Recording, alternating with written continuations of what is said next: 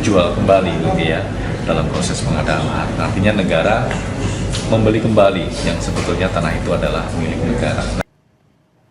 Juru bicara KPK Budi Prasetyo menyampaikan bahwa dugaan tanah punya negara dibeli lagi oleh negara untuk proyek kereta cepat masih dalam penyelidikan.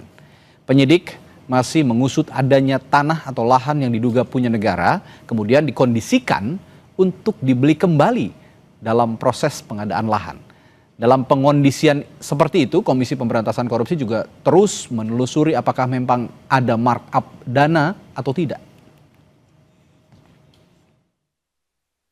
Kami masih terus mendalami informasi-informasi yang kami peroleh, baik di lapangan maupun dari permintaan keterangan kepada para pihak. Ya, jadi nanti kita akan terus menelusuri adanya tanah-tanah yang diduga punya negara kemudian dijual kembali gitu ya dalam proses pengadaan lahan. Artinya negara membeli kembali yang sebetulnya tanah itu adalah milik negara. Nah, modus-modus seperti ini masih terus didalami terkait dengan pengkondisian dalam proses pengadaan lahannya begitu.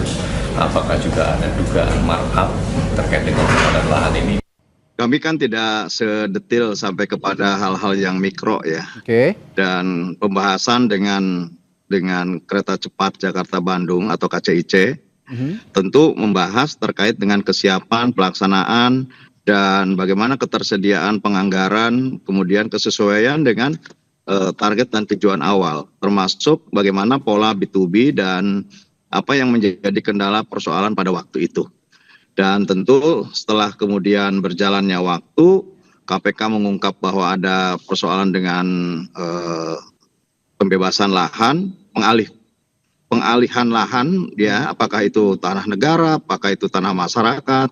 Tentu kalau ada hal-hal yang menyebabkan itu melanggar aturan tata peraturan good governance atau good corporate governance karena ini adalah B2B, kami persilahkan untuk bisa mengungkap. Justru kalau bertanya kepada saya, ya tidak tahu karena prosesnya kami tidak sedetil itu sampai pembahasan terhadap pelaksanaan kegiatan proyek KCIC ini. Tapi mengingat DPR juga adalah lembaga pengawas eksekutif begitu ya, kinerja-kinerja eksekutif, perlukah nanti ke depannya misalnya paralel dengan proses penyelidikan dan penyidikan mungkin nanti ke depannya oleh KPK, perlukah juga ada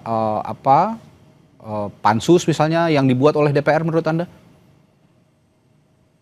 Ya tentu kalau nanti banyak hal yang mengakibatkan banyak persoalan dalam usia bisa saja, dan bahkan kami kan dulu juga pada waktu terjadinya cost overrun karena persoalan keterlambatan penyelesaian proyek kereta api, pembebasan lahan dan lain sebagainya, itu pun kami langsung meminta untuk pemeriksaan dilakukan oleh BPKP. Dan pada waktu cost overrun diajukan oleh konsorsium, ya tentu pada waktu itu kami juga membenchmark dengan hasil BPKP yang lebih rendah. Nah, kalaupun ada persoalan lain, ya kami persilakan untuk siapapun aparat penegak hukum untuk memproses persoalan ini. Baik.